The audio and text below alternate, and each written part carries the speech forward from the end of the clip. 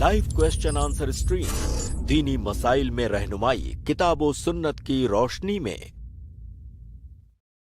अस्सलामु अलैकुम व रहमतुल्लाहि व बरकातुहू। अल्हम्दुलिल्लाहि रब्बिल आलमीन वस्सलातु वस्सलामु अला रसूलिहिल करीम व मन तबिअहुम बिइहसानिन इला यौमिद्दीन, अम्मा बाद। आप तमाम भाइयों और बहनों का इस्तकबाल है हमारी आज की इस लाइव स्ट्रीम में। आइए बिला ताखिर शेख मोहतरम को ऐड करते हैं, इस्तकबाल करते हैं और सवालात का सिलसिला शुरू करते हैं। अस्सलामु अलैकुम व रहमतुल्लाहि व बरकातुहू। वालेकुम अस्सलाम व रहमतुल्लाहि व बरकातुहू। बहुत शुक्रिया शेख हमारे साथ ज्वाइन होने के लिए। इजाज़त हो तो सवालात का सिलसिला शुरू करते हैं शेख। जी बिस्मिल्लाह। तो आज के सबसे पहले गेस्ट है सिस्टर आयशा। मैं आपको ऐड कर रहा हूँ, आप अपना सवाल करें। जी जी, अस्सलाम वालेकुम रहमतुल्लाहि व बरकातुहू शेख। वालेकुम अस्सलाम रहमतुल्लाहि व बरकातुहू। जी शेख, मेरा सवाल ये है कि ये एक हदीस मेरी नज़र में आई कि मर्द हजरात जो है अगर बालों का जूड़ा बनाए तो फिर उनकी नमाज नहीं होती या फिर मकरूह है जो भी है, तो क्या ये शर्त औरतों के लिए भी है? बिस्मिल्लाह वल्हम्दुलिल्लाह वस्सलातु वस्सलामु अला रसूलिल्लाह। गुज़श्ता हफ्ते की आखिरी स्ट्रीम में इस तरह की एक हदीस का जिक्र आया था, और वो हदीस ये है कि हसन इब्न अली रज़ियल्लाहु ताला अन्हु नमाज पढ़ रहे थे और उन्होंने अपने बालों का जूड़ा बनाया हुआ था और जूड़ा बना के यहाँ सर पे रखा हुआ था। तो सहाबी गालिबन अबू राफे रज़ियल्लाहु ताला अन्हु हैं, वो वहाँ से गुज़रते हैं और वो देखते हैं कि वो जूड़ा बनाए हुए हैं और नमाज पढ़ रहे हैं। तो नमाज ही की हालत में वो जा करके उस जूड़े को खोल देते हैं। जब वो खोलते हैं तो हसन इब्न अली रज़ियल्लाहु ताला अन्हु गुस्से से उनकी जानिब देखते हैं, तो वो कहते हैं कि ला तग़दब अक़बिल अला सलातिका वला तग़दब, नमाज पढ़ो, नमाज पर ध्यान दो और गुस्सा मत हो, क्योंकि फ़इन्नी समिअतु रसूलल्लाह सल्लल्लाहु अलैहि वसल्लम यक़ूल ज़ालिका किफ़्लुश शैतान, कि मैंने अल्लाह के नबी सल्लल्लाहु अलैहि वसल्लम को कहते हुए सुना है कि इस तरह का जो जूड़ा बनाते हैं ये शैतान के बैठने की जगह है, उस जूड़े में शैतान आके बैठता है। अब इस हदीस का क्या मतलब है? क्या इस हदीस का ये मतलब है कि नमाज में जूड़ा नहीं बनाना है, या इस हदीस का आम मतलब है कि जूड़ा बनाना ही नहीं है? जो बात ज्यादा वाज़ेह तौर से समझ में आ रही है वो ये कि इसका ताल्लुक सिर्फ नमाज से नहीं है कि नमाज के बाहर आप जूड़ा बना के ऐसे बांध के रखो सर पे और नमाज के अंदर जूड़ा मत बनाओ, ये इसका मतलब नहीं है। इसका मतलब ये है कि इस तरह से जूड़ा बना करके सर पे बांध के रखना ये दुरुस्त नहीं है। अगर ये शैतान के बैठने की जगह है तो ऐसा तो है नहीं कि शैतान सिर्फ नमाज में बैठने आएगा, नमाज के बाहर भी शैतान के बैठने की जगह है वो। तो ये जूड़ा बनाना ममनू है, इसका सिर्फ नमाज से ताल्लुक नहीं है कि नमाज में नहीं बनाना है, वो आम तौर से नहीं बनाना है, चाहे आप नमाज के बाहर हो या आप नमाज के अंदर हो। जाहिर है जब आप नमाज पढ़ रहे हैं तो बदरजे औला नहीं करना चाहिए, इसलिए कि नमाज में आपको खुशू और खुजू की जरूरत है, शैतान आएगा आपको डिस्टर्ब करेगा, तो वहां तो और भी नहीं करना चाहिए। लेकिन इसका नमाज की सेहत से कोई ताल्लुक नहीं है। जो चीज हराम है नमाज के बाहर भी, जाहिर है नमाज के अंदर भी वो चीज हराम है, तो नमाज की सेहत से या नमाज के अंदर बनाने से इसका ताल्लुक नहीं है। उमूमी तौर से जूड़ा बना करके सर पे बांधना ये मर्दों के लिए भी ममनू है इस हदीस की रोशनी में, और ये हदीस गालिबन सही या हसन दर्जे की है। और औरतों के लिए तो दूसरी हदीस है, उसका जिक्र उसी दिन गालिबन आया था कि औरतों के लिए भी अपने बाल का जूड़ा बना करके या किसी भी चीज का जूड़ा बना करके कपड़े वगैरह का सर के ऊपर दाएं बाएं या बैक साइड में रखना ये ममनू है, और अल्लाह के नबी सल्लल्लाहु अलैहि वसल्लम ने इस पर वईद सुनाई है ऐसी औरतों के लिए। तो उसका ताल्लुक भी सिर्फ नमाज से नहीं है कि नमाज के बाहर बनाओ नमाज के अंदर मत बनाओ, ऐसा नहीं है, वो बनाना ही नहीं है। नमाज की सेहत से या आदमी सेहत से उसका ताल्लुक नहीं है, वो काम हराम है। जब नमाज के बाहर हराम है नमाज के अंदर भी हराम है, तो इसका नमाज से खुसूसी ताल्लुक नहीं है, वो बनाना ही हराम है। جی لیکن شیخ عورتوں کے لیے جب بال لمبے ہو جاتے تو پھر مشکل ہو جاتی نا، بال کھلے رکھنے، پھر حجاب کا مسئلہ ہو جاتا۔ آپ ایک خاتون ہیں، آپ بتائیے کہ کیا بال کو کنٹرول کرنے کا وہی ایک طریقہ ہے عورتوں کے پاس کہ اس کو گول سا بڑا سا جوڑا بنا کر کے سر کے اوپر رکھ لیں، یا اور بھی طریقے ہیں اس کے؟ ہے اور تھوڑی بھی مشکل طریقے پیش ہیں، آتی، لیکن طریقے تو ہے۔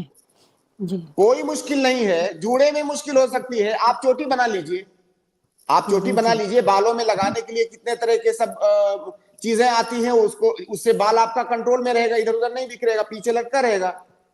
چوٹی بنا جی لیجئے تب بھی پیچھے لٹکا رہے گا۔ چوٹی آپ نے نہیں بنایا، بغیر چوٹی کیے ہوئے آپ نے بال کو اس طرح سے کسی چیز سے ربر وغیرہ سے باندھ لیا تو بال پیچھے لٹکا رہے گا۔ تو ایسا نہیں ہے، یہ مطلب صرف وسوسے ہیں کہ بال کو کنٹرول میں کرنے کے لیے جوڑا ہی بنانا ہے۔ اور بھی، یا جوڑا آپ نے مان لیجئے بنایا تو وہ نیچے پیٹھ پر ہونا چاہیے، کندھے کے نیچے ہونا چاہیے، سر کے اوپر نہ رہے بس۔ اچھا، تو کندھے پر رہے تو پھر ہاں چلے نماز گا، ہو جاتی۔ سر پر نہیں ہونا چاہیے۔ جی جی شیخ، جی واضح ہے شیخ۔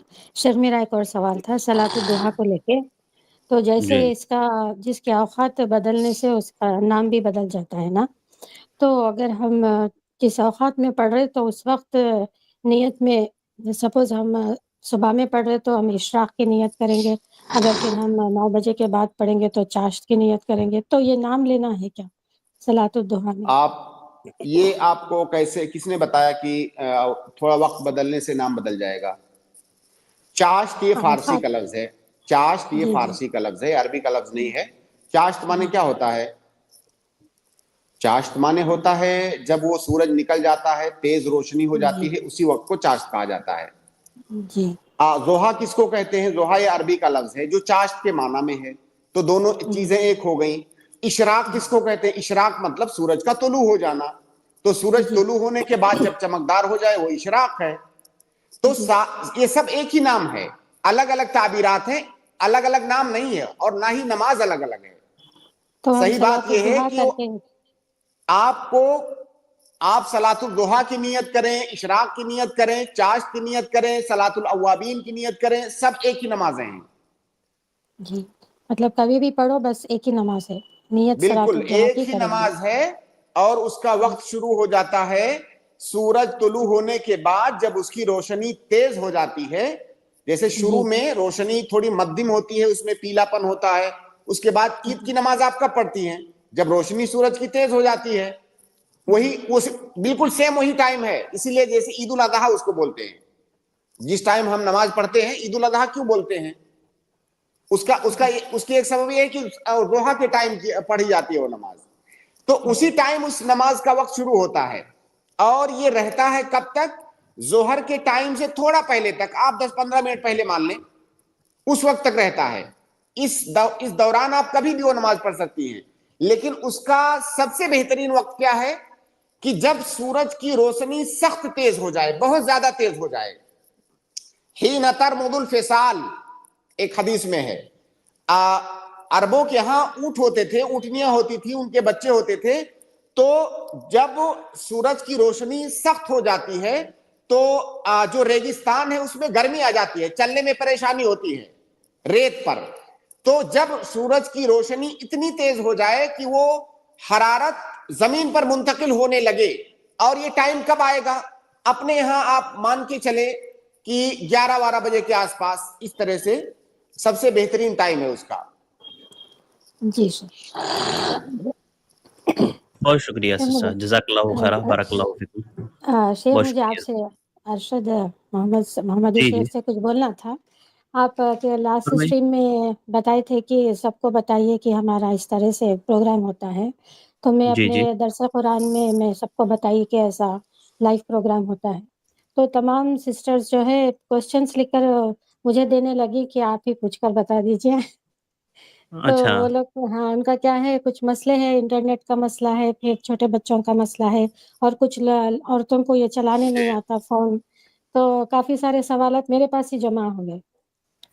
تو آپ ایک کام کریں، ہمیں واٹس ایپ کر دیں یہ نمبر پر، جو ہیلپ لائن نمبر ہمارا شو ہو رہا ہے، جی انشاءاللہ جی اس کا سر، جواب ہم آپ تک پہنچا دیں گے اسی شکل جی میں۔ سر، جی یا سر، الگ الگ لوگوں کے سوالات ہوں تو آپ بتا دیں، یہ کسی اور کا سوال ہے جی جی اور آپ سوال پڑھ کے بھی سنا سکتی ہیں، اگر آپ چاہیں تو نام بھی بتا سکتی ہیں، جی فلاں کا سوال فلاں جگہ سے، آپ فرضی نام بھی لے سکتے ہیں، کم سے کم جگہ کا نام بتا دیں، فلاں کا جی سوال فلاں جی جگہ سے یہ سوال ہے، تو ایک ایک سوال آپ سب کی طرف سے کر سکتے ہیں۔ جی ضرور ضرور۔ السلام علیکم ورحمۃ اللہ۔ السلام ورحمۃ اللہ وبرکاتہ۔ احمد، میں آپ کو ایڈ کر رہا ہوں، جلدی سے اپنا سوال کریں۔ السلام علیکم ورحمۃ اللہ وعلیکم وبرکاتہ۔ السلام ورحمۃ اللہ وبرکاتہ۔ ایک سوال تھا کہ جب بعض لوگوں کو یہ کہا جاتا ہے کہ کسی کے پیچھے نماز تب تک ہوگی جب تک اس پہ تکفیر معین نہیں کیا جائے گا، تو وہ الٹا یہ جواب دیتے ہیں کہ آپ ان سے نکاح سے کیوں منع کرتے ہیں، جبکہ آپ تکفیر معین ان پر صادر نہیں کرتے ہیں لیکن آپ نماز سے نہیں منع کرتے ہیں۔ رک جائیے، کون نکاح سے منع کرتا ہے؟ نہیں مطلب وہ خود کہتے ہیں کہ نکاح ان سے نہیں کرنا چاہیے کیونکہ ان سے بھائی پھر آپ کے آپ یا وہ جو بھی ہیں، وہ ایک ایسی بات سے استدلال کر رہے ہیں، یا ہمارے اوپر یا علماء کے اوپر ایک ایسی بات کو تھوپ رہے ہیں، ان کے منہ میں ڈال رہے ہیں جو انہوں نے کہا ہی نہیں ہے۔ کون کہتا ہے کہ اس سے نکاح کرنا جائز نہیں ہے؟ ہر اس شخص سے نکاح صحیح ہو جائے گا جب تک وہ دائرے اسلام کے اندر ہے، جب تک اس کی تکفیر کا فتویٰ نہیں دے دیا گیا ہے، تب تک نکاح صحیح ہے۔ یہ الگ بات ہے۔ ویسے تو ہم کسی بھی انسان سے کہیں گے، کوئی مشورہ ہم سے کرنے آئے، فلاں سے ہم شادی کر دیں اپنی بیٹی کی، ہم نے دیکھا کہ اس کے اندر کچھ پرابلم ہے، ہم اس کو ایسا تھوڑی کہ کافر مان رہے ہیں، کچھ پرابلم ہے، ہم اس کو مشورہ دیں گے، نہیں یہ آدمی ٹھیک نہیں ہے، اس سے مت کرو، فلاں سے کر دو۔ تو ہم حرام تو نہیں کہہ رہے ہیں کہ اگر کر دو گے تو نکاح صحیح نہیں ہوگا۔ تو ایک مان لیجئے کوئی آدمی بدعت کرتا ہے، ہم کسی آدمی کو کہیں گے کہ اپنی بیٹی کا نکاح آپ کسی نیک صالح متبع سنت آدمی سے کیجئے، جو آدمی بدعت کرتا ہے، خرافات میں ملوث ہے، اس سے مت کیجئے۔ تو اس کا مطلب ہم یہ تو نہیں کہہ رہے کہ اگر آپ نے کر دیا تو نکاح ہی صحیح نہیں ہوگا، ہم یہ تو نہیں کہہ رہے ہیں۔ نکاح صحیح ہوگا، نکاح اس وقت تک صحیح ہوگا جب تک وہ آدمی اس کے کافر ہونے کا فتویٰ صادر نہیں کر دیا گیا ہے، تب تک اس سے نکاح صحیح ہوگا۔ لیکن ہم اس کہیں گے کہ آپ ایسے آدمی سے نکاح مت کیجئے، آپ نیک اور صالح آدمی ڈھونڈیے۔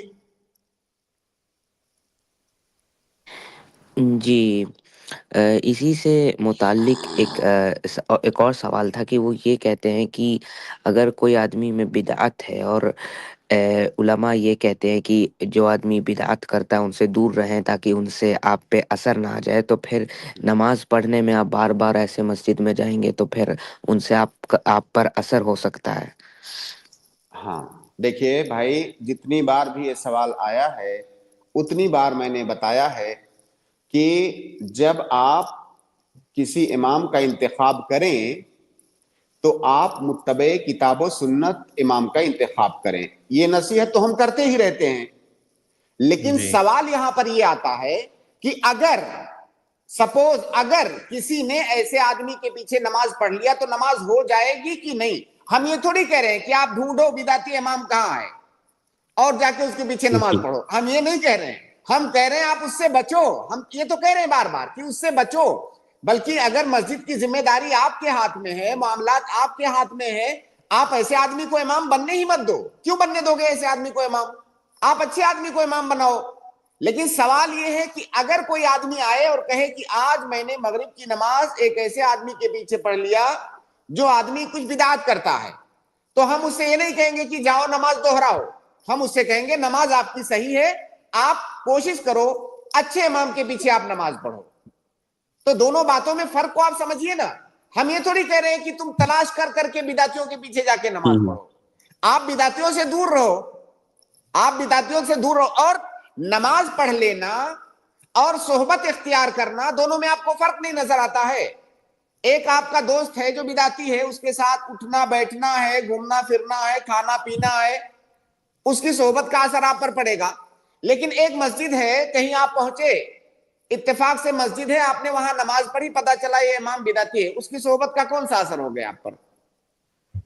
تو دونوں باتوں میں فرق ہے، اس کو سمجھیے۔ ہم یہ نہیں کہیں گے کہ اس بدعتی امام سے جا کے دوستی کرو، اس کے ساتھ بیٹھو، اسے نصیحتیں لو، اسے دین سیکھو، ہم ہرگز یہ نہیں کہہ رہے ہیں۔ اور یہ بھی نہیں کہہ رہے ہیں کہ آپ بدعتی ڈھونڈ ڈھونڈ کے بدعتی امام کے پیچھے نماز پڑھو، جہاں تک ہو سکے آپ بچو۔ سوال صرف یہ ہے کہ اگر کسی نے پڑھ لیا تو کیا نماز ہو جائے گی کہ نہیں؟ نماز صحیح ہے اس کی. اور یہی اہل سنہ والجماعہ کا موقف ہے ادلہ کی روشنی میں, ایسے نہیں اپنی طرف سے, کہ نماز ہو جائے گی مگر ایسے لوگوں کو امام بننے ہی نہیں دیا جانا چاہیے اگر معاملہ آپ کے اختیار میں ہے تو. جی بات سمجھ میں آئی، لیکن اس سے جو ہے نا ایک اسی میں ایک اشکال، وہ ایک مثال دیتے ہیں کہ اگر کسی محلے میں، پورے محلے میں بدعتی کے علاوہ کوئی موجود ہی نہیں ہے، کوئی ایسی مسجد تو تلاش کرنے پر بھی نہیں ملی، اور پھر کوئی آدمی جو ہے اس کو ہمیشہ وہیں جانا پڑ رہا ہے مجبوراً نماز پڑھنے، تو اس سے تو وہ دیکھے گا چاروں طرف بدعت ہوتے ہوئے تو اس پہ اثر ہو سکتا ہے، یا پھر کوئی اسے ٹوک سکتا ہے جس سے اثر ہو. اچھا ٹھیک ہے، ٹھیک ہے. وہ مسجد میں جائے گا نماز پڑھنے تو 15 منٹ 10 منٹ کی نماز سے اس پر اثر ہو جا رہا ہے.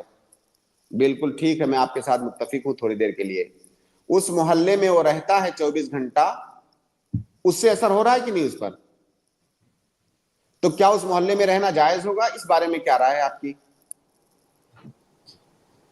جی ایسے مثال دینے سے تو یہی ہوگا کہ پھر وہاں رہنا بھی نہیں جائز بھائی ہوگا. نماز تو 10 منٹ کے لیے جا رہا ہے پڑھنے، اور اس کو آپ کہو گے کہ نہیں تمہاری نماز صحیح نہیں ہے کیونکہ اثر پڑ جائے گا، اور وہ اسی بیچ میں رہتا ہے، اس کی بیوی بچے خاندان سب کچھ وہی، سارا کچھ وہی ہے. ظاہر ہے جس محلے میں آپ رہو گے اکیلے تو رہ نہیں سکتے، لوگوں کے ساتھ تعلقات تو رکھنے پڑتے ہیں. تو اب پہلے تو یہ کہنا چاہیے ایسے لوگوں کو کہ بھائی تمہارا وہاں رہنا ہی جائز نہیں ہے، تم وہاں سے چلے جاؤ. اب وہاں سے جب وہ چلے جائے گا تو آٹومیٹک وہ نماز بھی وہاں نہیں پڑھے گا. تو اگر روکنا ہی ہے تو پہلے اسے وہاں رہنے سے روکیے، صرف نماز سے کیوں روک رہے ہیں؟ بھائی دیکھیے اسلام اس طرح کی مثالوں سے اسلام کے احکام نہیں چلتے ہیں. اور ہم پھر وہی بات آپ کو کہہ رہے ہیں کہ کسی کی نماز پر صحت یا بطلان کا حکم لگانا، یا بطلان کا حکم لگانا خاص طور سے، یہ اتنا آسان نہیں ہے کہ آپ کسی کی نماز کے بارے میں کہہ دو کہ تمہاری نماز باطل ہے، ہوئی نہیں. بہت بڑی بات ہے یہ، کیونکہ جیسے ہی آپ یہ حکم لگاتے ہو کہ تمہاری نماز نہیں ہوئی، فوراً آپ حکم لگا رہے ہو اس امام پر جو نماز پڑھایا ہے کہ وہ آدمی مسلمان نہیں ہے، فوراً آپ حکم لگا رہے ہو، اور یہ تکفیر ہے، یہ بہت بڑا مسئلہ ہے. تو یہ بات اپنی جگہ پر. دوسری بات جو میں بار بار سمجھانے کی کوشش کر رہا ہوں کہ ہم ایسے آدمی کو نصیحت کریں گے جتنا ہو سکے ایسے امام سے بھی دور رہیں، ایسے ماحول سے بھی دور رہیں، ایسے لوگوں سے بھی دور رہیں.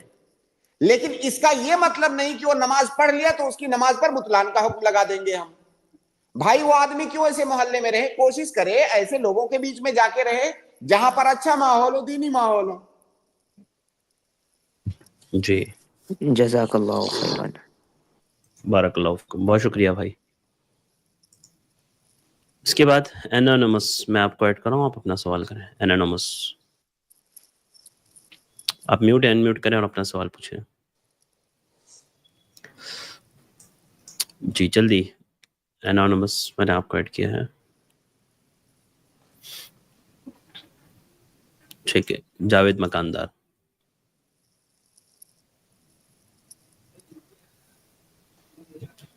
جی جاوید بھائی السلام علیکم.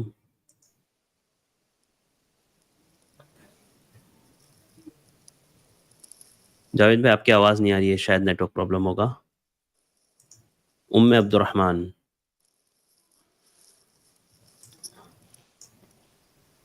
جلدی سے انمیوٹ کریں اور اپنا سوال پوچھیں. السلام علیکم ورحمۃ اللہ وبرکاتہ. وعلیکم السلام ورحمۃ اللہ وبرکاتہ. وعلیکم السلام ورحمۃ اللہ وبرکاتہ. جی شیخ سے مجھے یہ سوال تھا کہ جب غسل کیا جاتا ہے، جیسا حیض ہے، جنابت جی کا ہے، یا جو بھی غسل ہے، اس غسل میں کیا یہ شرط ہے کہ ناک میں مبالغے کے ساتھ پانی چڑھانا، اور گلے میں کلی جب کرتے ہیں، جب وضو کرتے وقت کلی جب کرتے ہیں، کیا مبالغے کے ساتھ کہاں تک پانی چڑھانا چاہیے؟ میں شیخ سے ریکویسٹ کروں گی کہ اگر ایسے ہی بتائیں کہ پریکٹیکلی کہ کیسا ناک میں اور گلے میں پانی چڑھائیں گے، کیونکہ ایک شیخ کا میں نے سنا ہے جو صحیح قرآن اور حدیث ہی کے ہیں امام، تو انہوں نے کہا کہ بنا یہ دونوں چیزوں کے آپ کا غسل ہوتا ہی نہیں ہے. تو کیا آپ مجھے اس کا وضاحت کریں گے؟ جزاک اللہ خیر. یا تو آپ سے سمجھنے میں غلطی ہوئی ہے یا تو ان سے بتانے میں غلطی ہوئی ہے. اس اجمال کی تفصیل یہ ہے کہ غسل جنابت یا جس کو کہ آپ واجبی غسل کہہ لیں، اس میں کم سے کم واجب کیا ہے کہ پورے جسم پر پانی پہنچنا چاہیے. پورے جسم پر پانی پہنچنا چاہیے، طریقہ کوئی بھی ہو تو آپ کا غسل ہو جائے گا. اور پورے جسم میں چہرہ بھی داخل ہے اور چہرے میں منہ اور ناک بھی داخل ہے. جس طرح جب ہم وضو کرتے ہیں تو ہمیں چہرہ دھونا ہے، چہرہ دھونا وضو کا ایک رکن ہے، ایک فرض ہے. تو جب ہم چہرہ دھونے کی بات کرتے ہیں تو اس میں منہ اور ناک دونوں داخل ہیں چہرے میں. وجہ کہتے ہیں ما تحصل به المواجہہ، جس سے مواجہت ہوتی ہے کسی کی، اس کو چہرہ کہتے ہیں، وجہ کہتے ہیں. تو چہرہ دھونے میں منہ اور ناک بھی داخل ہے. اب اس کا یہ مطلب ہے کہ جب ہم غسل کریں گے تو جب چہرے پر پانی پہنچنا ضروری ہے تو ناک اور منہ میں پانی جانا بھی ضروری ہے. لیکن ناک اور منہ میں پانی جانے کا یہ مطلب نہیں ہے کہ مبالغہ ضروری ہے. مبالغہ یہ مستحب ہے، واجب نہیں ہے. مستحب چھوٹنے سے آپ کی عبادت باطل نہیں ہوگی. اگر واجب چھوٹا تو عبادت نہیں ہوگی. وہ آپ جو غسل کر رہی ہے غسل عبادت ہے وہ. تو مستحب چھوٹنے سے عبادت پر اثر نہیں پڑے گا، اس کے صحت اور بطلان کا اس سے تعلق نہیں ہے. واجب چھوٹنے سے اس کے صحت اور بطلان کا تعلق ہے. تو مبالغہ کرنا یہ مستحب ہے، واجب نہیں ہے. اللہ کے نبی صلی اللہ علیہ وسلم کی کیا حدیث ہے؟ وَبَالِغْ فِي الْإِسْتِنشَاقِ إِلَّا أَن تَكُونَ صَائِمًا. وضو کرنے والے کو اللہ کے نبی صلی اللہ علیہ وسلم نے کیا کہا کہ استنشاق میں مبالغہ کرو. ہاں اگر روزے سے ہو تو استنشاق میں مبالغہ مت کرنا. اب ایک حالت میں نبی صلی اللہ علیہ وسلم نے مبالغے سے منع کیا، روزے دار کو استنشاق مطلب ناک میں پانی ڈالنا اور استنثار مانے ناک سے پانی جھڑکنا. تو جب روزہ دار کوئی انسان روزہ ہے تو اس کو منع کیا گیا کہ ناک میں مبالغے کے ساتھ پانی مت ڈالنا، یعنی زور سے مت ڈالنا. کیوں؟ اس لیے کہ ناک کا راستہ گلے کو جاتا ہے، پانی اندر چلا جائے گا، روزہ آپ کا ٹوٹ جائے گا. اب کیا یہاں پر یہ کہا جا سکتا ہے کہ روزہ دار چونکہ مبالغہ تو کرے گا نہیں استنشاق میں تو اس کا وضو نہیں ہوا؟ اگر مبالغے کو واجب مان لیا جائے تو روزے دار کا وضو کیسے ہوگا؟ تو مبالغہ کرنا یہ مستحب ہے، یہ واجب نہیں ہے. دوسری بات آپ نے کہی کہ کلی کرنے میں مبالغہ کرنا. کلی کے بارے میں مبالغہ نہیں آیا ہے. کلی میں مبالغہ کیسے کریں گے؟ منہ میں پانی ڈالنا ایک ہی طرح ہو سکتا ہے، اس میں مبالغہ نہیں ہو سکتا ہے. کلی میں کیسے مبالغہ کریں گے؟ وہ پانی اندر چلا جائے گا. ناک میں مبالغہ ہو سکتا ہے. تو مبالغے کی بات ناک کے بارے میں آئی ہے، منہ کے بارے میں نہیں. منہ میں کلی ایک ہی طرح سے ہوتا ہے جیسا جو میں سمجھتا ہوں، اور اس کا ذکر بھی نہیں آیا ہے حدیث میں. ناک کے بارے میں مبالغہ آیا ہے اور وہ بھی مستحب ہے، واجب نہیں ہے، چاہے غسل میں ہو یا وضو میں. جی. اور عورتوں میں جو کان میں اور ناک میں ہم لوگ جو ایئر سٹڈ یا پھر ناک میں نیوز پن پہنتے ہیں، اس وضو کرتے وقت کیا انہیں نکالنا ہے یا پھر ہلانا چاہیے، یا کیسے کریں گے اگر وضو کر رہے ہیں یا غسل؟ اب دیکھیے یہ ڈیپینڈ کرتا ہے کہ کان، اچھا ناک کی بات آپ کر رہی ہیں؟ جی، ناک یا کان دونوں ہی میں، کیونکہ کان میں بھی جب ہاں دیکھیے جیسے ناک میں جو میں جتنا جانتا ہوں، ناک میں کوئی ایسی چیز پہنی جا سکتی ہے جو باریک سی ہوتی ہے، تار نما کوئی چیز ہے نا. تو اس کے پہننے سے تو ایسا ممکن نہیں ہے کہ پانی کسی جگہ پر نہ پہنچے. پانی ہر جگہ پہنچے گا. جب آپ پانی چہرے پر ڈالیں گی پوری جگہ پر پانی پہنچے گا. وہ جو تار ہے اس کے لیے صرف ایک سوراخ ہے ناک میں. سوراخ کے اندر تو ہے نہیں کہ سوراخ کے اندر بھی دھونا ہے آپ کو. ناک کا اوپر کا حصہ دھونا ہے اور جو سوراخ ہے ناک کی اپنی سوراخ نیچرل، اس میں پانی ڈالنا ہے. باقی جو سوراخ آپ نے بنوایا ہوا ہے وہ تار ڈالنے کے لیے، اس سوراخ کے اندر کا حصہ تو نہیں دھونا ہے. تو وہاں تو کوئی مسئلہ نہیں ہے. لیکن ناک میں اگر کوئی چیز آپ نے ایسا ٹپس وغیرہ ٹائپ کا پہنا ہے جو بڑا سا ہے، گول سا، جس سے کہ ناک کچھ ڈھکی ہوئی ہے، اور آپ جانتے ہیں کہ پانی اوپر ڈالیں گے تو وہ ڈھکی ہوئی جو جگہ ہے ناک کی وہاں پر پانی نہیں جائے گا, تو پھر اس کو حرکت دینا ہے آپ کو تاکہ پانی چلا جائے, مطلب پورے ناک پر پانی جائے. یہی سیم قضیہ کان کا بھی ہے. کان میں بھی چیزیں پہننے کی الگ الگ طرح کی آتی ہیں, تار ٹائپ کی کوئی چیز ہو سکتی ہے, تو اس سے تو کوئی فرق نہیں پڑے گا, پانی ہر جگہ پہنچے گا. لیکن اگر بڑا سا مان لیجیے کان میں کسی نے ٹبس پہن رکھا ہے اور وہ اتنا ایڈجسٹ ہو گیا ہے کان میں کہ وہ اس کے نیچے پانی جانے ہی نہیں دے گا, تو پھر آپ کو اسے ہلانا ہے تاکہ کان پورے کان کا مسح ہو سکے. لیکن اگر وہ تار جیسی کوئی چیز ہے تو وہ تو مانے نہیں ہے. تو اس تفصیل کے ساتھ ہم اس پر حکم لگائیں گے. جی جزاک اللہ خیر. بارک اللہ فیکم, بہت شکریہ. اس کے بعد میں اگلے گیسٹ کو ایڈ کر رہا ہوں. اگلے گیسٹ ام زمر, میں آپ کو ایڈ کر رہا ہوں, آپ اپنا سوال کریں.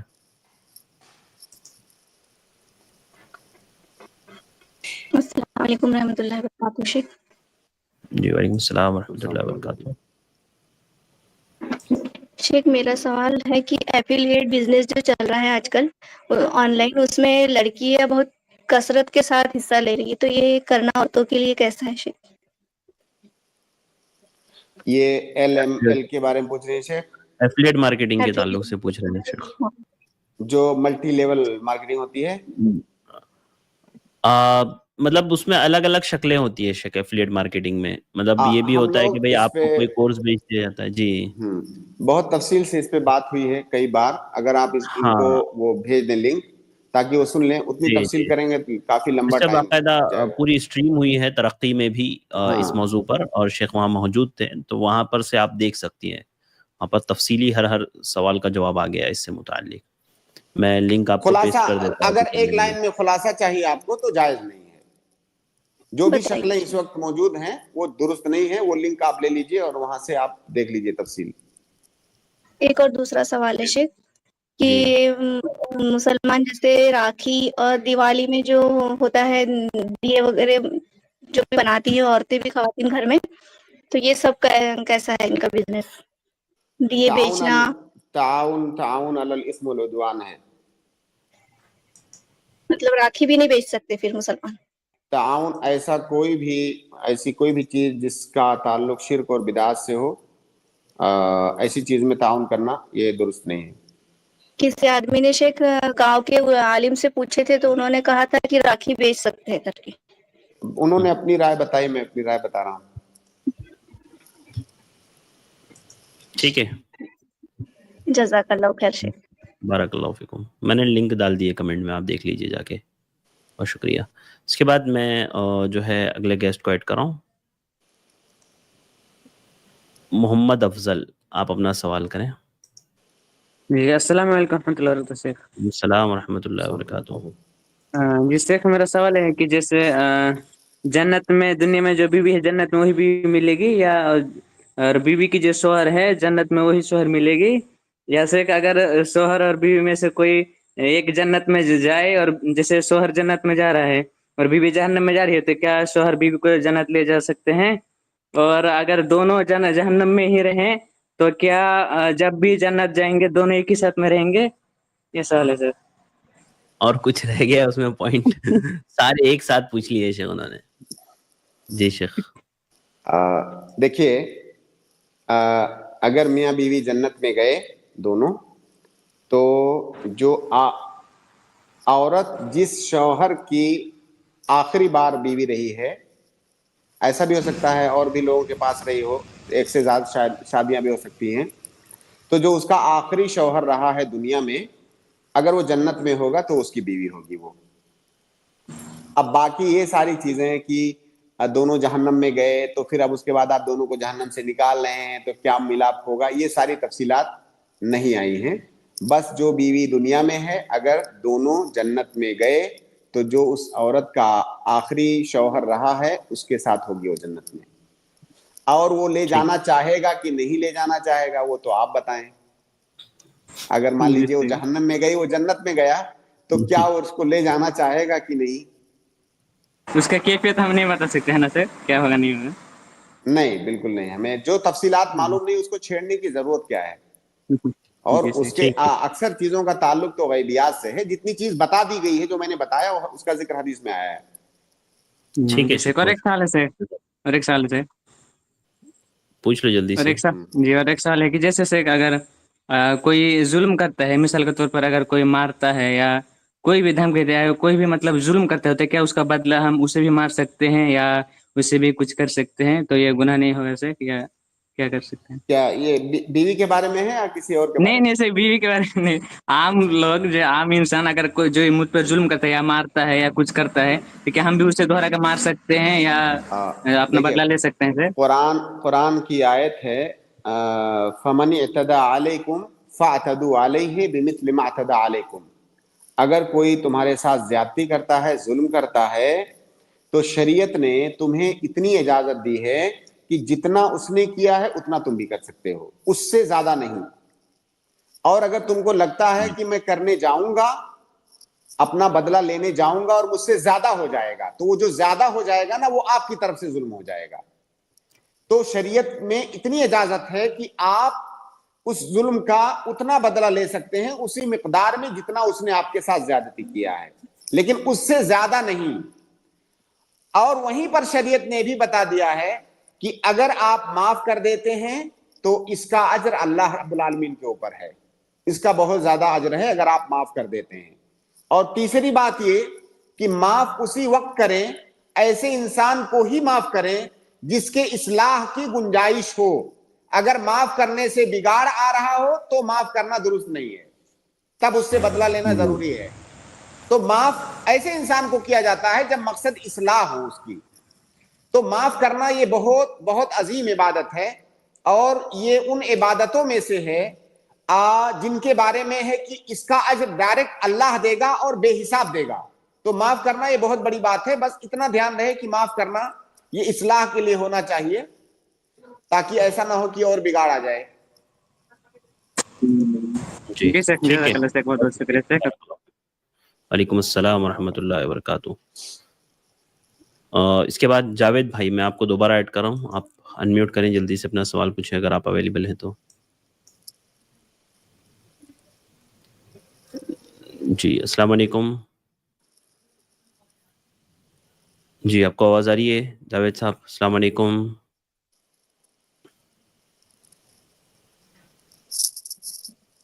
جی ٹھیک ہے، میں اس کے بعد شاداب خان کو ایڈ کر رہا ہوں، آپ اپنا سوال کریں. جی السلام علیکم. وعلیکم السلام ورحمۃ اللہ وبرکاتہ. جی میرا سوال یہ تھا، کیا نام ہے، جو قرآن میں آیا ہے سورہ بقرہ کی آیت میں کہ اللہ نے دل پر مہر لگا دی، ابھی نے مطلب یہ ایمان لانے والے نہیں ہیں، تو یہ کن لوگوں کو کہا گیا ہے؟ اور اس کے بعد جن لوگوں کے دل پر مہر لگا دی تو پھر وہ ایمان لائیں گے کہ لا سکتے ہیں کہ نہیں لا سکتے؟ اس بارے میں پوچھ رہا تھا. کہاں پہ کہا گیا ہے وہ تھوڑا بتا دیں. جی سورہ بقرہ کی آیت میں کہا گیا ہے، ایسا دوسرے آیت میں ہی. جی ختم اللہ علی قلوبہم. ختم اللہ علی قلوبہم وعلی سمعہم وعلی ابصارہم. ان الذین کفروا سواء علیہم اانذرتہم ام لم تنذرہم لا یؤمنون. ختم اللہ علی قلوبہم وعلی سمعہم وعلی ابصارہم غشاوۃ ولہم عذاب عظیم. دیکھیے سورہ بقرہ میں اللہ رب العالمین نے سورہ بقرہ کے شروع میں 3 طرح کے جی لوگوں کا ذکر کیا ہے. ایک تو وہ جی لوگ ہیں جو بیچ میں جی مت بولیں تو بہتر ہوگا. میں میوٹ کر دیتا ایک تو ہوں. ایک تو وہ لوگ ہیں جو کافر ہیں، جو اللہ کو مانتے ہی نہیں، اللہ کا انکار کرتے ہیں. ایسے لوگوں کے بارے میں اللہ تعالیٰ نے کہا ہے کہ ایسے لوگوں کے دل پہ مہر لگا ہوا ہے. اور ظاہر ہے جو بعد میں ایمان لے آنے والے ہیں ان کے بارے میں یہ بات نہیں ہے کہ مہر لگا ہے وہ کبھی بھی ایمان نہیں لا سکتے. یہ ایسے لوگ ہیں جن کے نصیب میں ایمان نہیں ہے، وہ کبھی ایمان نہیں لا سکتے. ان کے بارے میں اللہ تعالیٰ نے کہا ہے کہ آپ ان کو کسی بھی طرح سے ڈراؤ، کسی بھی طرح سے سمجھاؤ، وہ ایمان نہیں لائیں گے. اور دوسری قسم ایسے لوگوں کی ہے جو مومنین ہیں، ایسے لوگوں کی جو مومنین ہیں. اور تیسری قسم ان لوگوں کی ہے جو منافقین ہیں، جو اوپر سے تو ایمان لائے ہوئے ہیں، ظاہر اپنے اندر وہ کفر اور کفر چھپائے ہوئے ہیں، وہ منافق ہیں. تو 3 طرح کے لوگوں کا ذکر ہے سورہ بقرہ کے شروع میں. ایک کفار کا، جن کے بارے میں اللہ نے کہا کہ وہ ایسے بدبخت لوگ ہیں کہ ان کے دل پر مہر لگا دی گئی ہے، وہ ایمان نہیں لائیں گے. اور ایک ایسے لوگ جو مومن ہیں، اور تیسرے وہ جو منافق ہیں، ان دونوں کے درمیان. جی اور ایک منٹ شاداب بھائی، جی فرمائیں۔ جی تو میں یہ کہہ رہا تھا، جب اللہ نے یہ کہہ دیا کہ مہر لگا دی ایمان نہیں لا سکتے، تو اگر پھر بھی لے آئے تو مطلب یہ بات تھوڑی سی میری سمجھ میں نہیں آ رہا میرے بھیا۔ بھائی تو یہ آپ بتائیے کہ اگر جی اللہ رب العالمین کسی کے بارے میں آپ کو یہ فیصلہ سنا رہا، کسی خاص شخص کا تو نام ہے نہیں یہاں پہ، جی ظاہر ہے یہ ایسے لوگوں کی ہی بات ہے جن کا خاتمہ کفر پہ ہونا ہے، جی جو کبھی ایمان لائیں گے ان کے بارے میں یہ بات نہیں ہے، جن کا خاتمہ کفر پہ ہونا ہے ان کے بارے میں اللہ کو تو سب کچھ پتا ہے نا قیامت تک کیا ہونے والا ہے، تو جن کے جی بارے میں اللہ کو پتا ہے کہ ایمان نہیں لائے گا، اگر ان کے بارے میں اللہ نے آپ کو بتا دیا کہ یہ لوگ ایمان نہیں لائیں گے، تو ان کے بارے میں آپ یہ کیسے کہہ سکتے ہیں کہ ہو سکتا ہے لے آئیں؟ کیسے ہو سکتا ہے؟ نہیں میں کب کہہ رہا ہوں ہو سکتا ہے لے، میں یہی پوچھ رہا ہوں کہ جس کے بارے میں اللہ نے کہہ دیا کہ یہ کنفرم ہے نا کہ کبھی بھی ایمان نہیں لائیں گے یہ تو کبھی یہ بھی جیتے اچھا ہی، سنیے، یہ کنفرم کب یہی ہو پوچھنا پائے چاہ گا؟ رہا میں۔ ہاں سنیے، یہ کنفرم کب ہو پائے گا؟ جب ایک آدمی کفر پر مر گیا، اب ہمارے لیے کنفرم ہو گیا کہ یہ آیت اس کے بارے میں تھی، لیکن اس سے پہلے تو ہمارے لیے کنفرم نہیں ہے۔ تو یہ آپ نے سمجھ رہے ہیں بتا آپ دیا کہ بات ان لوگوں، جی تو بھائی آپ نے بتا دیے۔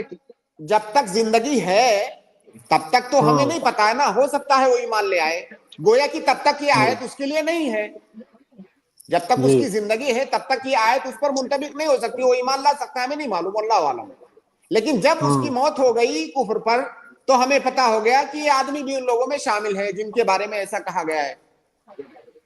تو مطلب یہ سب کے لیے ہے، یہ جو نان مسلم ہے سب کے لیے ہے، یا پھر کسی خاص بندوں جس مطلب کسی خاص گروپ کسی جس خاص کی ٹائم کے لیے تھا یہ؟ جس کی موت نہیں خاص ٹائم کے لیے نہیں ہے، جس کی موت کفر پر ہو گئی، جو ہدایت نہیں پایا، جس نے وہ راستہ اختیار نہیں کیا، ایسے بدبختوں کے لیے ہے یہ۔ ٹھیک ہے؟ جی جی دوسرا کوشچن پوچھ سکتا ہوں میں؟ جی پوچھ لیجئے۔ جی میں یہ کہہ رہا ہے کہ جو روزے کے متعلق سے تھا، جو رمضان آیا تھا، جب شروع میں اسلام آیا تھا، تو میں نے سنا ہے کہ وہ روزہ جو ہے مطلب روزے کھولنے کا ٹائم رات تک کے تھا، جی اس کے بعد پھر شاید سے کچھ صحابہ آئے، حضرت عمر بھی آئے، تو انہوں نے مطلب بتایا کہ کیا نام ہے، مطلب سمبند بنا لیے تھے انہوں نے بیوی سے، تو پھر اس کا ٹائم بدل گیا روزوں کا، پھر بعد میں جو ابھی کی صورت ہے یہ والا ٹائم ہوا، نہیں تو پہلے مطلب رات تک تھا شاید سے، اگر سو گئے تو پھر مطلب میں تھوڑا سا بھول رہا، تو آپ سمجھ گئے ہوں گے۔ جی سوال کیا ہے اس میں؟ ہاں میں سمجھ گیا سوال لیکن کیا ہے؟ سوال آپ کا تو اس میں سوال میرا یہ ہے کہ کیا نام ہے، یا مجھے تھوڑا سا ڈاؤٹ ہے کہ جب اللہ کو سب کچھ پتا ہے تو اللہ نے پھر ایک ہی بار احکام اترنے چاہیے نا، وہ بار بار چینج کیوں ہو رہے ہیں اگر پھر اللہ کا دین ہے؟ آپ اللہ کے بارے میں کیا یہ مانتے ہیں کہ نہیں کہ اللہ جو چاہے وہ کرے، اس پر کسی کی مرضی نہیں چلے گی؟ اتنا مانتے ہیں جی کہ جی نہیں؟ تو کیا جی مانتا ہے۔ ہمارا یا آپ کا اللہ سے یہ سوال کرنا کہ اللہ تو نے ایسا کیوں کیا، کیا یہ ہمارا سوال کرنا صحیح ہوگا؟ پھر وہ اللہ کس بات کا؟ نہیں یہ تو صحیح نہیں ہوگا، ہم کرنے والے کون ہیں؟ تو سوال کیسے کر سکتے ہیں؟ اللہ تو تعالیٰ کی حکمت آپ جانتے ہیں کہ کیا حکمت ہے؟ اللہ کی مرضی، وہ جو چاہے وہ کرے، تو ہم سوال کیسے کر جی سکتے جی ہیں کہ اللہ تو نے ایسا کیوں کر دیا؟ لیکن اگر ہمارے من میں سوال آئے تو اس کا کیا علاج ہے؟ اس کا تو کچھ حل ہونا چاہیے نا، اس اس کا کا کوئی سکارا ہے؟ اس کا حل یہ ہے کہ اپنے بارے میں تھوڑا سا غور کریں اور سوچیں کہ میں کتنا چھوٹا اس دھرتی پر، میں کتنا چھوٹا جیو ہوں، جی میری حیثیت کیا ہے، اور میں یہ سوال کس سے کر رہا ہوں، یہ جی سوچیں گے تو سمجھ میں آ جائے گا کہ کیا میرا یہ سوال کرنا بنتا ہے اس سے جس نے اس پورے یونیورس کو بنایا؟ کیا میرا یہ سوال کرنا بنتا ہے؟ جی میں کمرے میں بیٹھا ہوں، دیوار کے پیچھے کیا ہو رہا ہے ہمیں نہیں پتا ہے نا، یہ ہماری حیثیت ہے، ہمارے علم کا لیمیٹیشن یہ ہے کہ دیوار کے جی جی پیچھے کیا ہو رہا ہے مجھے نہیں پتا ہے، اور اللہ رب العالمین سمندر کی تہ میں کیا ہو رہا ہے اللہ رب العالمین کو پتا ہے، اور وہ تو چھوٹی سی دنیا، پورا یونیورس آپ جانتے ہیں کتنا بڑا ہے، جی اللہ کو سب کچھ پتا ہے، ہم اس کے بارے میں جی سوال کر رہے ہیں کہ اللہ تعالیٰ تو نے ایسا کیوں کیا، کیونکہ میری سمجھ میں نہیں آ رہا ہے۔ بھائی اللہ کی مرضی، اللہ نے کیا، تو یہ تو ہو گیا ایک جواب۔ دوسری بات یہ کہ روزے شروع میں جب اسلام آیا تو سب سے پہلے تو صرف یوم عاشورہ کا روزہ فرض تھا، ایک دن کا، سال میں ایک دن کا روزہ، ٹھیک ہے؟ جی اس کے بعد رمضان کے روزے، اور یہ شروع میں ایک تھا، بعد میں رمضان کا روزہ آیا۔ کوئی یہ سوال کر سکتا ہے ایسا کیوں ہوا؟ پہلی بات تو سوال کرنا غلط ہے، ایسے سوالات جو لوگ کرتے ہیں میں کہتا ہوں آپ اپنے ایمان کا مراجعہ کیجئے، سوال اللہ تعالیٰ سے نہیں کیا۔ ہاں یہ کوئی کر سکتا ہے کہ یہ جاننے کی میں کوشش کر رہا ہوں کہ حکمت کیا ہے، میرا ایمان ہے کہ حکمت ہے، لیکن اگر میں جان جاؤں تو بہتر ہے، نہیں جان پاؤں گا کوئی بات نہیں۔ حکمت اس کی یہ بتائی گئی ہے کہ ظاہر ہے جو لوگ مطلق طور سے ایک آزادی میں زندگی گزار رہے تھے زمانے سے، اب ان سے ایک مہینے کا روزہ رکھوانا ہے تو آسان تو نہیں ہے ایسے لوگوں کے لیے۔ اللہ تعالیٰ نے پہلے ایک دن کا روزہ فرض کیا، پہلے ایک دن کا روزہ فرض کیا، اب کچھ دنوں تک لوگوں نے وہ روزہ رکھا، بعد میں اللہ رب العالمین نے 30 دن کا روزہ، پورے مہینے کا روزہ فرض کیا، اور جو پہلا والا روزہ تھا اس کو سنت بنا دیا، مستحب ہے، جو چاہو تو رکھو چاہو تو نہ رکھو۔ ایک مہینے کا روزہ فرض کیا، جب ایک مہینے کا روزہ فرض کیا تو پہلے مرحلے میں کیا تھا کہ اگر آپ چاہو تو روزہ رکھو، روزہ نہیں رکھنا ہے آپ کے سامنے دوسرا آپشن بھی موجود ہے، ہر ایک روزے کی طرف سے ایک مسکین کو کھانا کھلاؤ، دونوں آپشن ہے آپ کے پاس۔ اب دیکھیے اللہ رب العالمین ہم جیسے کمزور لوگوں کو اپنے احکامات کی عادت کیسے ڈلوا رہا ہے، کتنی بڑی حکمت ہے اس میں۔ اور اللہ نے ساتھ میں یہ بھی بتا دیا کہ ہاں روزہ رکھو گے تو زیادہ بہتر ہے، لیکن اگر چاہو تو دوسرا آپشن ہے کہ روزہ نہ رکھو، ہر ایک روزے کی جانب سے ایک مسکین کو کھانا کھلاتے رہو۔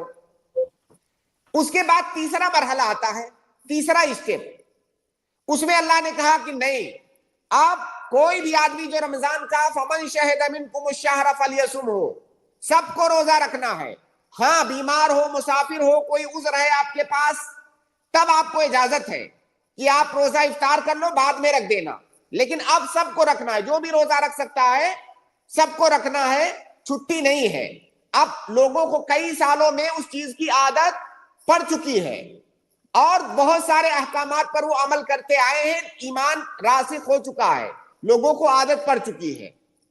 تو یہ تو روزے کی فرضیت میں آپ دیکھیں اسٹیپ بائی اسٹیپ کیا گیا تاکہ لوگوں کو عادت پڑتی جائے، اچانک بوجھ نہیں ڈالا گیا۔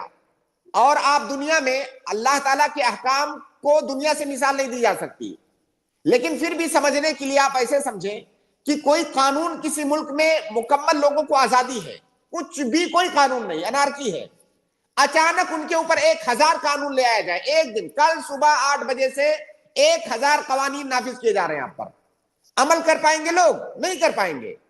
ان کو باقاعدہ اسٹیپ بائی اسٹیپ تدریج کے ساتھ، پہلے ہلکی چیزیں پھر اس سے بھاری، اس کے بعد جیسے آپ پڑھائی کرتے ہیں ڈائریکٹ پی ایچ ڈی تھوڑی کرواتے ہیں بچوں کو، تو یہ ایک بڑی حکمت ہے۔ اب اسی طرح سے روزے میں پہلے یہ حکم تھا کہ اگر آپ نے جب شام ہوئی اور آپ نے افطار کیا، افطار کے بعد آپ کو پوری رات کھانے کی اجازت ہے، لیکن اس وقت تک کھانے کی اجازت ہے جب تک آپ سو نہ جاؤ۔ جب آپ سو گئے، سونے کے بعد اب دوبارہ نہیں کھا سکتے۔ پھر بعد میں یہ حکم منسوخ ہو گیا، اور وہ جو واقعہ آپ بتا رہے ہیں وہ واقعہ اسی وقت پیش آیا، پھر یہ حکم بعد میں منسوخ ہو گیا کہ نہیں، اب چاہے سو جاگو رات بھر آپ کھا سکتے ہو فجر تک۔ تو میرے بھائی آخری نصیحت میری آپ کو یہ ہے کہ قرآن میں بھی اللہ تعالیٰ نے کہا کہ اللہ رب العالمین سوال کرے گا ہم سے، ہم اللہ سے سوال نہیں کر سکتے۔ ہمارے دین کی جو سب سے بڑی اور خاص بات ہے وہ یہ کہ ہم اللہ پر ایمان لاتے ہیں، جب آنکھ بند کر کے ایمان لاتے ہیں، لیکن اس آنکھ بند کرنے کا یہ مطلب نہیں کہ قرآن اور حدیث سے جو باہر کی چیز ہے اس پر، قرآن اور صحیح حدیث میں جو چیز ثابت ہے ہم اس پر ایمان لاتے ہیں۔ بہت ساری ایسی چیزیں ہیں جو ہماری سمجھ سے بالا تر ہوتی ہیں، لیکن پھر بھی ہم ایمان لاتے ہیں۔ اگر آپ یہ سوچیں گے ایسا کیوں ہوا، جنت کیوں ہے، جہنم کیوں ہے، جنت جہنم تو ہم نے دیکھا نہیں ہے، ہم کیسے مان لیں؟ قبر میں عذاب ہوتا ہے، حدیث میں آیا ہے، کہاں ہوتا ہے، ہم نے کھود کے دیکھا، وہاں تو کچھ نہیں دکھ رہا ہے، تو آپ ایک قدم نہیں چل پائیں گے۔ جی، اور آپ اپنے علم کی حیثیت کو سمجھیے نا، میں نے کہا دیوار کے پیچھے کیا ہو رہا ہے آپ کو علم نہیں ہے، آپ یہ بڑی بڑی غیبیات کی چیزوں کو اپنے دماغ سے سمجھنے کی کوشش کیسے کر سکتے ہیں؟ آج سے 50 سال پہلے، آج کیا ہو رہا ہے، آج سے 50 سال کے پہلے کے لوگوں کو نہیں پتا تھا کہ کبھی ایسا ہو سکتا ہے، لیکن ہو رہا ہے، جبکہ یہ ہم انسانوں کی بات ہے۔ تو اللہ رب العالمین وہ تو پورے یونیورس کو اس نے پیدا کیا ہے، تو اس کے بارے میں اس طرح کے سوالات یہ ایک عقل مند انسان کو نہیں کرنا چاہیے۔ جی بہت شکریہ شیخ، بارک اللہ فیکم، جزاک اللہ خیر شاداب بھائی، جزاک اللہ خیرہ۔ اس کے بعد میں شیخ ایک پتہ نہیں ہے لیڈیز ہے یا جینٹس، امید تو ہے جینٹس ہی ہوں گے، انونیمس، انہوں نے کمنٹ میں سوال کیا ہے شیخ، یہ اسٹریم میں جوائن ہو کر کے نہیں پوچھنا چاہتے ہیں اور تھوڑے سے پریشان لگ رہے ہیں، اس لیے میں ان کا کمنٹ لے رہا ہوں۔ انہوں نے پوچھا ہے شیخ، پہلے میں بڑا خشوع و خضوع کے ساتھ نماز ادا کرتا تھا، تہجد بھی ادا کرتا تھا الحمدللہ، لیکن اب حالات تبدیل ہو گئے، اب نماز تو ادا کرتا ہوں لیکن نماز میں خشوع و خضوع نظر نہیں آتا ہے۔ اصل میں شیخ وہ کہہ رہے ہیں کہ میں اب جیسے جہنمی ہو گیا ہوں، اس لیے کہ میں نے جو ہے بندوں کا حق کھایا ہے، بزنس تباہ و برباد ہو گیا، بہت سارے لوگوں کا گھر چھین لیا گیا، اور یعنی بہت سارے لوگ جڑے ہوئے تھے ان سے جو ہے تباہی کا شکار ہو گئے، لہذا کہہ رہے ہیں کہ مجھے اب جہنم سے کوئی بچا نہیں سکتا، لہذا آپ کچھ بتا دیں شیخ۔ دیکھیے بھائی، اس طرح کے وسوسے شیطان لاتا ہے۔ اللہ رب العالمین کا دروازہ اپنے بندوں کے لیے کبھی بھی بند نہیں ہے۔ یہ بات آپ اچھی طرح سے نوٹ کر لیں کہ کفر سے بڑا گناہ کوئی نہیں، اللہ کے ساتھ شرک کرنا، کفر کرنا، اس سے بڑا گناہ دنیا میں کوئی نہیں ہے۔ جب اس آدمی کے لیے جس نے شرک اور کفر کیا ہو، اس کے لیے اللہ کا دروازہ نہیں بند ہوتا ہے، تو باقی جو دوسرے گناہ ہیں ان کی کیا بات ہے؟ تو یہ بات تو دماغ سے نکال دیجئے کہ میں جہنمی ہو گیا۔ لا تقنطوا من رحمت اللہ، اللہ تعالیٰ کی رحمت سے مایوس مت ہو۔ ان اللہ یغفر الذنوب جميعا، اللہ تمام گناہوں کو بخش دے گا، بس آپ کو سچے دل سے اللہ تعالیٰ سے توبہ کرنی ہے۔ اللہ رب العالمین کے متعلق جو حقوق ہیں جن میں آپ سے کوتاہی ہوئی ہے، ایک بار نادم ہو کر کے اللہ رب العالمین کے سامنے سچے دل سے توبہ کیجئے، ایک بار کی سچی توبہ سے تمام گناہ اللہ رب العالمین معاف کر دے گا، اور اس کے بعد آگے صاف ستھرے ہو کر کے زندگی گزاریے، دوبارہ ان گناہوں کی طرف مت لوٹیے۔ اور اسی طرح سے جو بندوں کے حقوق ہیں، آپ نے اشارہ کیا، اگر بندوں کا ایسا کوئی حق ہے، آپ کے ہاتھ میں ہے اس کو واپس کرنا۔ کسی کے ساتھ آپ سے زیادتی ہو گئی ہو، آپ اس سے جا کر کے معافی مانگیے۔ کسی کا کوئی مالی حق آپ کے اوپر آتا ہو، اس کو واپس کر دیجئے۔ اگر استطاعت نہیں ہے، جا کر کے اس سے معافی مانگیے، معذرت کیجئے، ہو سکتا ہے آپ کو ایسے ہی معاف کر دے، لیے بغیر معاف کر دے۔ تو آپ کے سامنے راستے بند نہیں ہے، صرف شیطان کی جانب سے ہے۔ کیوں مایوس کرتا ہے انسان کو کہ اب میرے سامنے کوئی راستہ نہیں ہے؟ کبھی بھی ایسا نہیں سوچنا چاہیے۔ توبہ کا دروازہ ہمیشہ کھلا ہوا ہے، بس سچی توبہ ہونی چاہیے۔ اور اگر یہ تڑپ آپ کے اندر ہے، یہ احساس ہے کہ مجھ سے گناہ ہو رہا ہے، جب تک یہ احساس باقی ہے تب تک سمجھیے ایمان زندہ ہے، اور تب تک اس بات کا امکان موجود ہے کہ آپ انشاءاللہ توبہ کریں گے۔ لہٰذا مایوس قطعاً مت ہو۔ توبہ اللہ رب العالمین کی رحمتوں میں سے بہت بڑی رحمت ہے ہم انسانوں کے لیے، کہ کتنا بھی گناہ ہم سے ہو گیا، ہم اللہ کے سامنے نادم ہوں، گناہ کرنا چھوڑ دیں، آگے عزم کریں کہ اب دوبارہ کبھی یہ گناہ نہیں کریں گے، سچے دل سے اللہ رب العالمین سے توبہ کر لیں، سارا گناہ معاف۔ بلکہ قرآن میں اللہ تعالیٰ نے کہا ہے کہ ایک گنہگار جب توبہ کرتا ہے تو ان گناہوں کو اللہ تعالیٰ نیکیوں سے بدل دیتا ہے۔ ایک تو آپ نے اتنے سارے ڈھیر سارے گناہ کیے ہوئے تھے، توبہ سے وہ ڈھیر سارے گناہ نیکیوں سے بدل گئے۔ کتنی بڑی نعمت ہے۔ بس وہ توبہ سچی ہونی چاہیے، سچی توبہ ہونی چاہیے، دکھاوے کے لیے نہیں، وقتی توبہ نہیں کہ میں چلو آج کر لیتا ہوں، دماغ میں ہے کہ کل پھر کر لوں گا، ہم نے تو مولانا سے سنا ہے کہ توبہ کر لو گناہ معاف، تو چلو آج کر لیتا ہوں، کل پھر گناہ کروں گا۔ اگر یہ بات دماغ میں ہے تو یہ سچی توبہ نہیں ہے۔ توبہ کرتے وقت یہ مکمل عزم ہونا چاہیے کہ نہیں، اب ہرگز اس گناہ کی طرف نہیں لوٹنا ہے۔ اگر اس طرح سے آپ نے توبہ کیا، انشاءاللہ اللہ رب العالمین تمام گناہوں کو معاف کرنے والا ہے۔ بس سچی توبہ ہونی چاہیے، اور بندوں کے جو حقوق آپ کے اوپر آتے ہیں، آپ یا تو ان سے معاف کروا لیجئے یا آپ ان کو حقوق واپس کر دیجئے۔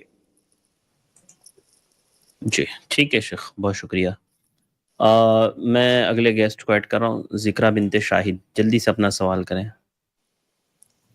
جی السلام علیکم ورحمۃ اللہ وبرکاتہ. السلام ورحمۃ اللہ وبرکاتہ. وعلیکم السلام ورحمۃ اللہ وبرکاتہ.